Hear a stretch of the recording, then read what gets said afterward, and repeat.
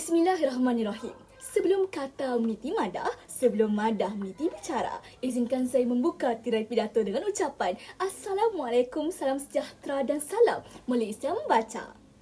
Sebelum saya memacu bicara dengan lebih jauh, T.S. Eliot pernah merintih. Di manakah kehilangan ilmu? Di tengah-tengah maklumat. Hadirin, bangsa berilmu bertepatan dengan makna bangsa yang berpengetahuan untuk mengeluarkan sendiri tenaga mahir dan tenaga pakar. Manakala negara maju sinonim dengan kerangka ekonomi madani, gagasan yang amat berhormat Perdana Menteri bertunjangkan kemampanan ekonomi, pembangunan fiskal dan diperluaskan dengan isu nilai perpaduan insan seterusnya melambangkan negara maju. Secara keseluruhannya, lautan ulat buku yang hadir hari ini di Expo Buku Malaysia membuktikan rakyat negara ini sememangnya masyarakat yang cintakan buku sebagai prasyarat negara maju. Maka, sempena Expo Buku Malaysia dan Tahun Melaka bersampan jauh dari Kuala Kebo Baru terus bertantang ke MITC, saya majukan maudut bicara yang berbunyi, buku menjana bangsa berilmu, teras negara maju. Hadirin hadirat sanjungan hati, maka dengarkan, indikator saya yang pertama adalah di bawah lembayan kata, karya agung Melayu, tunjang masyarakat berilmu. Jangan pernah kita lupa, keagungan hikayat Indra Putra suatu ketika dahulu, sebuah karya agung Melayu, disebar nun jauh ke seluruh pelosok dunia, dalam versi Aceh, Jawa, Bugis, Makassar, Kemboja dan Mindanao. Tersenyum lebar kita mengenang kejayaan karya terdahulu, menjulang nama di persada dunia. Betapa karya tempatan mampu menembusi gelanggang antarabangsa. Namun hari ini, tempat kita di mana? Kajian The World's Most Literate Nation meletakkan Malaysia pada kedudukan ke-53 jauh di belakang Singapura dari segi budaya membaca. Ray Bradbury pernah menyebut, tidak perlu menghancurkan buku untuk meruntuhkan peradaban. Sebaliknya, hanya perlu memastikan orang berhenti membaca. Maka runtuhlah segala-galanya.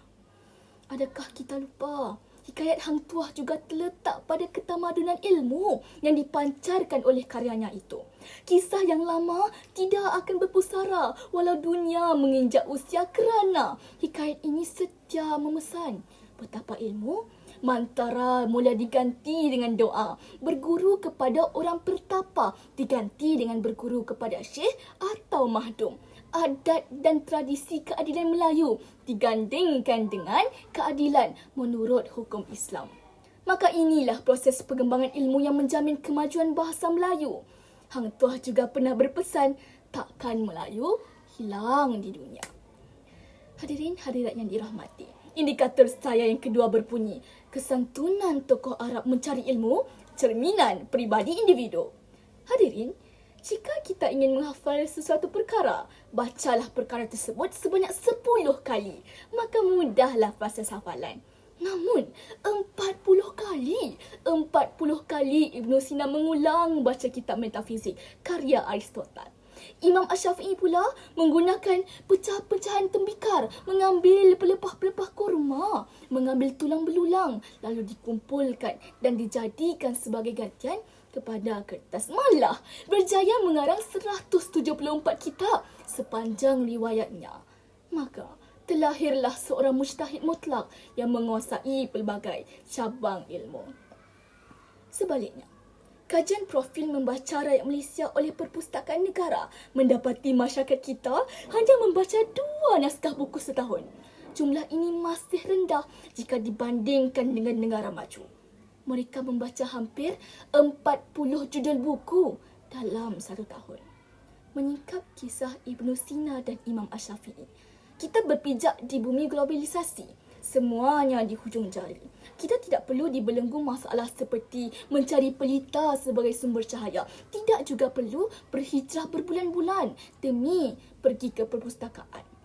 Tidak perlu kita terbayang ke awan tinggi demi mencari secebis ilmu buat diri kerana acap kali capaian buku digital atau e-buku sudah tersedia bagi memudahkan akses kepada kandungan untuk kegunaan.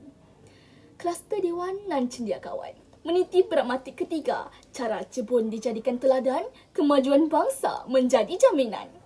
Rakyat Jepun adalah satu bangsa yang kuat membaca dan menurut fakta, setiap tahun mereka mencetak lebih dari 1 juta buku. Budaya membaca mereka berlaku di mana-mana, di sekolah, dalam kenderaan, malah dalam pengangkutan awam. Mereka juga biasa melakukan tachiyomi, iaitu membaca sambil berdiri. Kerana budaya ilmu lah, Jepun tidak pernah malu menggunakan sistem pendidikan hangko dan terakoya, tidak segan menulis dan membaca dalam kaedah kanji dan katakana. Kejayaan Jepun mengubah situasi ngeri dan trauma akibat kemusnahan besar-besaran oleh serangan balas tentera barat sehingga membawa kejayaan pembangunan ekonomi yang pesat, berjaya bangkit sebagai negara maju, berdiri sama tinggi, duduk sama rendah bersama Amerika Syarikat. Sesungguhnya, benarlah kalam pencipta kalimah Iqra menyemarakkan budaya ilmu lantaran ilmu adalah cahaya pelita hidup manusia. Akhirul kalam. Kuasa sebuah buku mampu melawan kuasa 1000 lelaki berzirah besi. Ketika penaklukan Kota Baghdad, perpustakaan Agung Baitul Hikmal yang kaya dengan khazanah ilmu pengetahuan dimusnahkan oleh tentera Mongol. Diriwayatkan Sungai Tigris bertukar warna menjadi hitam akibat banyaknya buku yang dibuang. Sehingga kan Napoleon pernah berkata, "Aku lebih takut dengan 4 orang penulis daripada 1000 senapang." Maka ayuh bersama, kita jadikan buku sebagai senjata rahsia dalam medan peperangan ke arah menjadi negara maju. Selaras dengan cogan kata, buku menjana bangsa berilmu teras negara maju. Wabillahi taufiq wal hidayah. Wassalamualaikum warahmatullahi wabarakatuh. Salam KKB nombor 1.